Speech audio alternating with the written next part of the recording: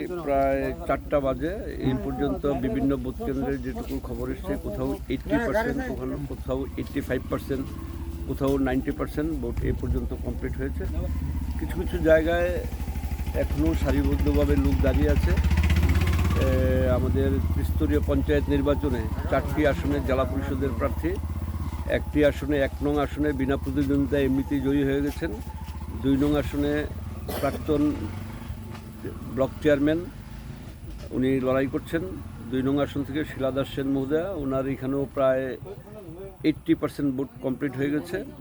আমাদের 4 নং আসন টিআরটিসির আদরণীয় চেয়ারপারসন বলাই গোস্বামী মহাশয়, ওখানটায়ও মোটামুটি 80% ভোট কাস্টিং হয়ে গেছে।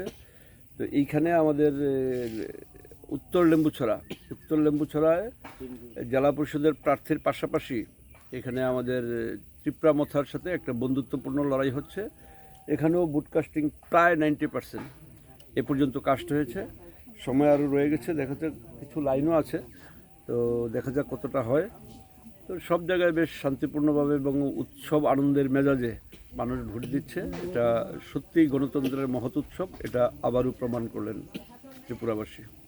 এখানে কিছুগুলা বিরোধী পার্টিরা কিছু যাত্রা দিয়ে না, বুটিং করতে দিয়ে না, একে তালতলাতে একটা খবর শ্রোতার হয়েছে, এটা কি বিশেষে?